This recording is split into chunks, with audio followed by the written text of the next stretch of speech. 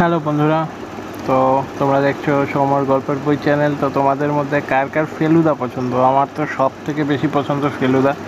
আমি বিভিন্ন আরও গোয়েন্দা সিরিজ পড়েছি, বা এখনকার দিনে এত ওয়েব সিরিজে তো গোয়েন্দা তো অভাব নেই, পুরোনো টাইমে অভাব ছিল না। যেরকম Byomkesh Bakshi, Sherlock Holmes, Agatha Christie, Poirot, captain spark, unlimited story ছিল। বাট এখনকার টাইমেও আর তখনকার টাইমে ফেলুদা একটা বাচ্চাদের জন্য বানানো গল্প, সেটা সবারই প্রচণ্ড প্রিয় একটা ক্যারেক্টার ফেলুদা, তোপসে, লালমোহন গাঙ্গুলি। তো সত্যজিৎ রায়ের বানানো মুভিগুলো আমার বেশি পছন্দ ছিল সত্যি বলতে। সোনার কেল্লা, জয় বাবা ফেলুনাথের লেভেল কেউ ক্রস করতে পারিনি। তারপর যতগুলো মুভি বেরিয়েছে যেরকম ভালোই করেছে। ওনার ছেলে সন্দীপ রায়ের প্রত্যেকটা মুভিও ভালো। বোম্বেটাও আমার প্রচণ্ড ভালো লেগেছে। তারপরে টিন্টোরেটটার কিছু, ডবল ফেলুদা, তারপরে এখন আবার নতুনে বেরোচ্ছে যেগুলো, সেগুলোও ভালো লাগছে। এছাড়া আমাদের টোটারাই চৌধুরীর ফেলুদাগুলো ভালো ছিল। পরমব্রতেরও ফেলুদা আছে, সেগুলো মোটামুটি ভালো। তারপরে লাস্টে আমাদের এই কী যেন বলবে, মুভির নামই ভুলে গেছি, কিছুদিন আগেও একটা বেরোলো মুভি, ওই কি নয়ন রহস্য, সেই মুভিটাও আমার ভালো লেগেছে। হত্যাপুরী মুভিটাও ওকে ওকে লেগেছে, আমার অতটা পোষায়নি, কিন্তু ফেলুদার মুভি সো যা বানাবে তাই ভালো, আমার পছন্দের ব্যাপার।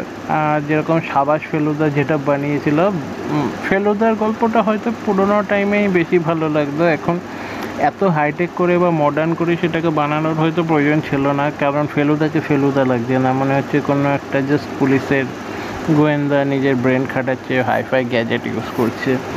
আমার পোষায়নি সিরিয়াসলি, বাট ফেলুদা আছে সেই জন্য আমরা দেখেছি মুভিটা। ফেলুদার ফ্যান তো তোমাদের মধ্যেও যদি কেউ ফেলুদার ফ্যান থাকো, তো তারাও নিজের বক্তব্য কমেন্ট বক্সে লিখতে পারো।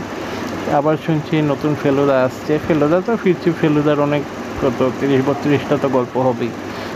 সানডে সাসপেন্সে তো সমস্ত রকমের গল্প রয়েছে ফেলুদার, সমস্ত হয়নি বাট 50% তো পাস করেই গেছে।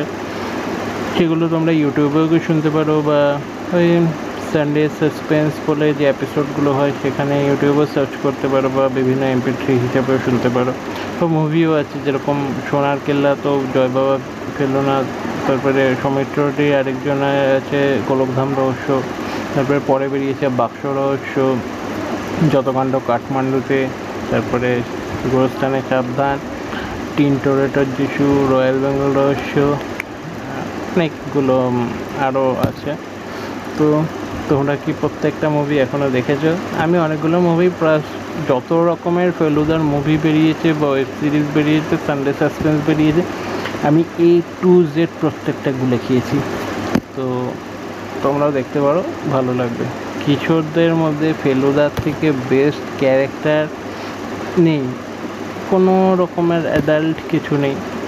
ফুল ফ্যামিলির সাথে বসে দেখতে পারো। যেরকম ব্যোমকেশের সময় অনেক কিছু এরকম জিনিস আছে যেগুলো তোমার ফ্যামিলির সাথে তুমি এনজয় করতে পারবে না, বাট ফেলুদা পুরোপুরি একদম পিওর ভেজ, অরিজিনালি গোয়েন্দা, দেখে মজা পাবে।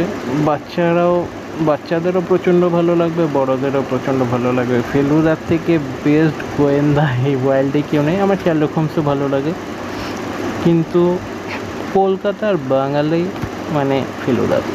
আমার ব্যোমকেশ ক্যারেক্টারটাও প্রচণ্ড পছন্দ, কিন্তু ফেলুদার র্যাঙ্ক 1 ব্যোমকেশ পার্ট 2। এছাড়া কিরিটিও রয়েছে, কিন্তু বাই বাই।